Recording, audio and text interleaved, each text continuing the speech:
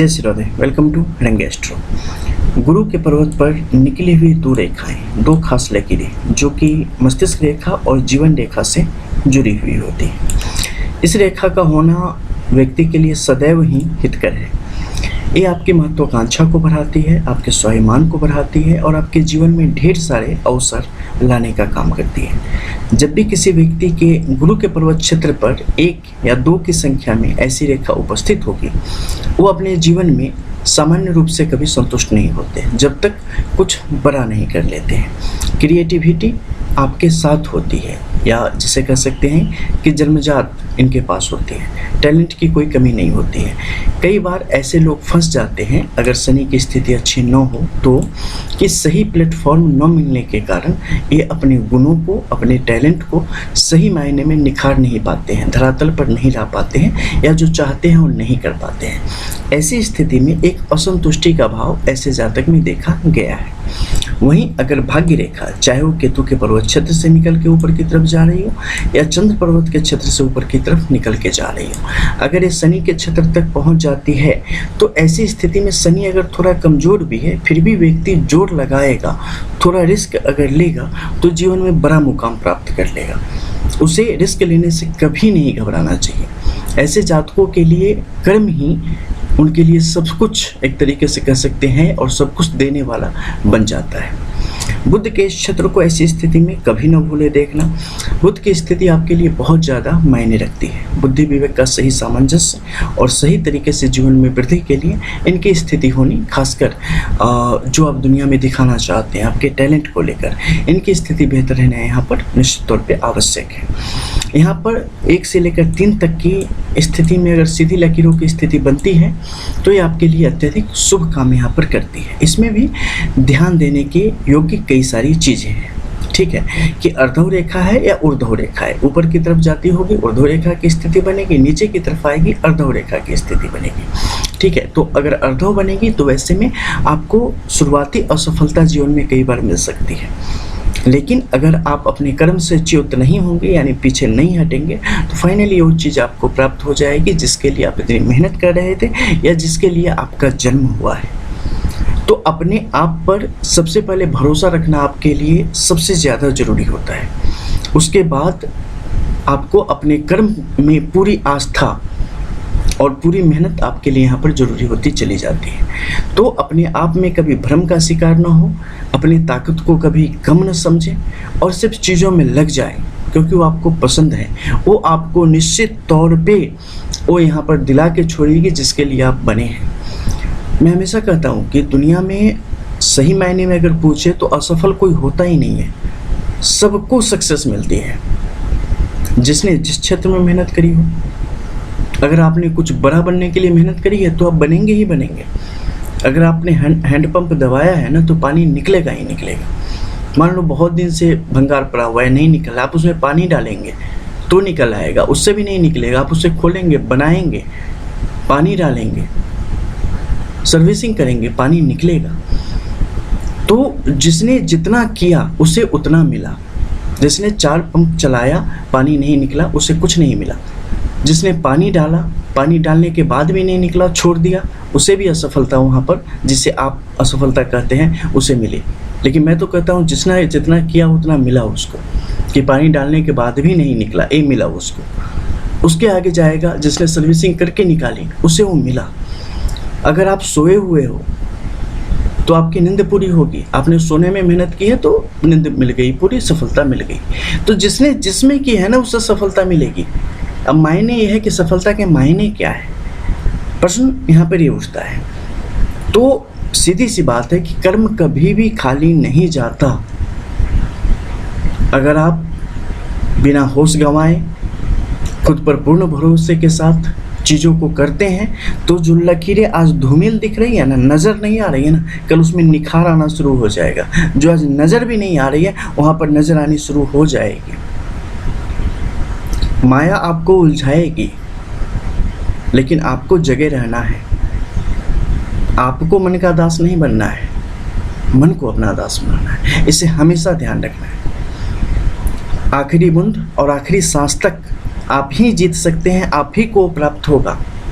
इस ध्येय के साथ अगर आप आगे बढ़ते हैं तो दुनिया में क्या ऐसा है जो आप प्राप्त नहीं कर सकते। आप अगर चाहेंगे कि मैं यही बनूं तो आप वही बनेंगे, और अगर बीच रास्ते में आप भटक गए, नहीं होगा ये नहीं होगा, तो जो उस समय सोचा है आपने वही बनोगे। यानी हमसे नहीं हो पाएगा तो नहीं हो पाएगा, जो आप चाहते हो वही होता है आपके साथ, अलग कुछ भी नहीं होता है। सच बता रहा हूं। जिस सोच के साथ आप पूरी निष्ठा रखते हैं, पूरी ईमानदारी रखते हैं, नहीं हो पाएगा। यानी पूर्ण विश्वास है, नहीं होगा भैया, हो जाएगा। पूर्ण विश्वास होके रहेगा। कोई माइका लालू से बदल के दिखा दे, पॉसिबल ही नहीं है। तो ये आपको यहाँ पर बहुत ही ध्यान से समझने की ज़रूरत है और जीवन में उतारने की ज़रूरत है। आप असफल कभी नहीं होते। दुनिया का एक छोटा से छोटा बंदा असफल, कोई होता ही नहीं है असफल। ये निर्भर करता है कि आप सफलता किसे कहते हैं। चलिए अब हम बात करेंगे सूर्य के क्षेत्र में। सूर्य के इस क्षेत्र को बहुत ही ज़्यादा नज़दीक से, बहुत ही ज़्यादा सूक्ष्मता के साथ अध्ययन करने की आवश्यकता पड़ती है, क्योंकि सूर्य वो क्षेत्र है जो कि आपके जीवन में बड़े बड़े मुकाम देने का काम करता है और आपको कई बार अर्श से बिल्कुल फर्श से भी नीचे पाताल लोक में पहुंचा देने का काम करता है। इसलिए इनकी स्थिति का आकलन अत्यंत आवश्यक है, क्योंकि आपके आत्मबल का कारक है। और अगर आत्मबल नहीं हो, जिसकी अभी हमने पीछे चर्चा की है, यानी आत्मबल वो जो कि आपको ये विश्वास दिलाता है कि हम करेंगे, ठीक है, तो उसकी ज़रूरत यहाँ पर अत्यधिक महत्वपूर्ण मानी जाती है। उसे यहाँ पर देखना निश्चित तौर पे अनिवार्य है। जब भी यहाँ पर जाली जैसी स्थिति आपके लिए बन जाती है 3-4 लकीरों की संख्या में, ये स्थिति आपको भटकाने का काम करेगी आपके ध्यान को। यहाँ पर जब भी एक रेखा दूसरे से टकरा के क्रॉस के जैसी स्थिति उत्पन्न कर दे, ये आपको भटकाने का काम करेगी। ये आपको हड़बड़ाहट देगी, अंदर से बोलेगी नहीं ये नहीं हो सकता, आपको एक से ज़्यादा मामलों में उलझा देगी। चलो एक कर रहे हैं, तब तक पार्ट टाइम वो भी कर लेते हैं, तब तक वो भी कर लेते हैं, इससे ये चल जाएगा, उससे वो चल जाएगा, पैसों की तंगी नहीं होगी, वगैरह वगैरह कई सारे मामलों में फंसा के जहाँ पे थोड़ा सा कुछ मिलने लगा, फिर आप अपने मुख्य जो आपका सर्वोच्च लक्ष्य था उससे आप भटक गए। तो ऐसी स्थिति को पैदा कर देता है। तो इनका सूक्ष्मतम आकलन अत्यंत आवश्यक है। यहाँ पर खासकर अगर यव रेखा की स्थिति बन जाए तो ये जीवन में बड़े दुर्योगों को यहाँ पर दिखाने का काम करती है। चाहे तिल की स्थिति बन जाए, यहाँ पर जो है आपके लिए क्रॉस की स्थिति बहुत लंबी स्थिति में बन जाए, ग्रहण योग की स्थिति यहाँ पर सीधी खड़ी तिरछी रेखाओं में बन जाए, तो ये आपके लिए परेशानियों को यहाँ पर खड़ी कर देना शुरू कर देती है। तो इसे यहाँ पर देखना अत्यंत अनिवार्य है और इससे संबंधित जो उपाय है उसे करके जीवन को बिल्कुल अपने मार्ग पर बनाए रखने में मदद करना आवश्यक होता चला जाता है। सूर्य की जब लकीरें बड़ी हो और निरोगी हो तो ये आपके जीवन में तमाम प्रकार के जो सुविधा हैं, जो सपने आपके हैं, जो पावर है, पद है, गुरूर है, जो धन है, सब कुछ देने का आपके लिए काम करता है। लेकिन वही ये अस्वस्थ हो जाए तो व्यक्ति के अंदर क्वालिटी बड़ी भारी रह जाएगी, लेकिन कुछ न कुछ कमी के कारण, अपने आप पर भरोसा न करने के कारण व्यक्ति अपने जीवन में जो चाहिए उसे प्राप्त नहीं कर पाएगा। तो ऐसी स्थिति को काफ़ी ज़्यादा बढ़ा देने का काम करती है। मस्तिष्क रेखा हमेशा महत्वपूर्ण होती है, जितनी छोटी हो, सूर्य के क्षेत्र तक खत्म हो जाए उतना बेहतर इसके फल आपको जीवन में देखने को मिलते हैं। बात करते हैं महालक्ष्मी योग की। यहाँ पर कई सारी रेखाओं के संगम से कुछ खास यहाँ पर सिंबल आपके लिए तैयार होते हैं। इन सिंबलों का बहुत ही बड़ा योगदान है आपके जीवन में।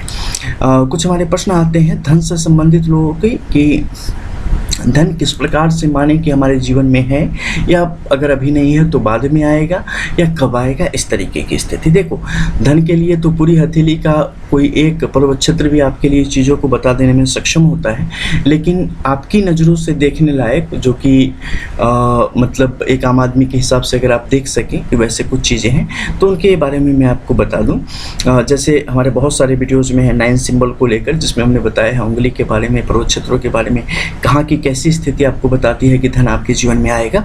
उन सबसे इतर जो कुछ खास योग हैं, जैसे कि आपके राहु के क्षेत्र में बनते हैं लक्ष्मी योग, महालक्ष्मी योग की स्थिति बनती है, उसके संबंध में हम चर्चा कर रहे हैं। तो यहाँ पर क्या होता है कि फिर एक हार्ट लाइन यानी कि हृदय रेखा की स्थिति बनती चली जाती है। ठीक है, इसके मध्य में कई सारी लाइनें आती है। जैसे मान लो एक यहाँ पर आई भाग्य रेखा की स्थिति, ऊपर की तरफ चलती चली गई। अब क्या हुआ, इसके मध्य में 1, 2, 3 मुख्य रूप से 3 सिंबल यहाँ पर बने हैं। अगर यहाँ पर निष्कलंक होंगे, यानी कहीं से भी कोई इनेमी सिंबल मध्य में नहीं होगी, कहीं से टूटे फूटे नहीं होंगे, यानी एक सीधी रेखा से बने होंगे तीनों तरफ से, तो ऐसी स्थिति में ये आपके जीवन में सकल योगों को बढ़ाने का काम करता है और अक्षय धन प्राप्ति के स्रोतों को खोलने का काम करता है। इस क्षेत्र में जब होगा, ऐसा व्यक्ति परिवार के साथ सारे अपने जो कर्म है उसे करते हुए हंसी खुशी अपने जीवन को बेहतर गति से आगे बढ़ाने में मदद करेगा। ऐसे व्यक्ति व्यापार के माध्यम से और दूर देश से संबंधित कार्यों के माध्यम से जीवन में आजीविका को अपने बढ़ाने का काम करेंगे और आर्थिक तौर पे अपने जीवन को आगे की तरफ ले जाएंगे। ये लोग अगर जॉब में जाएंगे तो उच्च पद को प्राप्त करके हंसी खुशी जीवन को आगे की तरफ ले जाएंगे। जीवन में मन में संतुष्टि काफ़ी ज़्यादा भरी रहेगी। मध्य के इस क्षेत्र में होगा, ऐसे लोग अपने जीवन में ब्रेक थ्रू हमेशा पाने की स्थिति इनकी बनी रहती है और ब्रेक थ्रू पाते हैं। ये अपने जीवन में बहुत नीचे से आरंभ करके जीवन को बहुत ऊंचाई तक लेके चलते चले जाएंगे और जीवन में बहुत कुछ पाएंगे। ऐसे लोगों के जीवन में मेहनत सबसे बड़ा हथियार इनका होता है और अविचल एक स्थिति मन की इन्हें कभी भी पीछे हटने नहीं देता और जीवन में लगातार इनके लिए मौक़ों को देने का काम करता है। इनकी मेहनत ही इन्हें जीवन पर्यंत आगे बढ़ाने में इनकी मदद करती है और अक्षय धन लाभ इन्हें प्राप्त होता है। इसके अलावा ऊपर के क्षेत्र में, राहु के क्षेत्र में जब होता है तो ये आपको पद, पावर, पैसा सब कुछ देने का काम करती है, अविचल स्थिति में देने का काम करती है, बशर्ते मध्य में कहीं भी कोई नेमी सिंबल की स्थिति न हो। अगर होगी तो उसके प्रभाव को कम से कम करती चली जाएगी।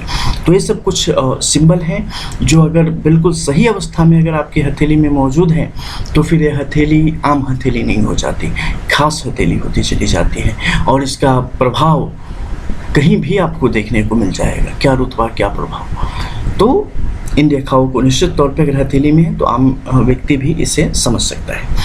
इसके अलावा एक सामान्य स्थिति, मंगल और चंद्र संयुक्त रूप से अगर बाहर की तरफ भाग रहा हो आपकी हथेली में तो ये भी आपके आने वाले एक सुंदर आर्थिक भविष्य को दिखाने का काम करता है। शुक्र का क्षेत्र प्रबल हो तो इससे हालांकि कई सारी चीज़ों को देखा जाता है, तो इससे अभी आप ना सोचें, क्योंकि इसमें सेम महिमा जो है, सेम आकर्षण या वैभव जो इसका है वो कई बार बहुत अच्छे के लिए भी होता है, कई बार बहुत बुरे के लिए। तो आपके लिए समझना थोड़ा मुश्किल हो जाएगा, इसलिए इसे अभी छोड़ते हैं। तो चलिए मिलते हैं अगली वीडियो में कुछ और नई चीज़ों के साथ। रियल एस्ट्रो, रंग एस्ट्रो। जय जय श्री राधे।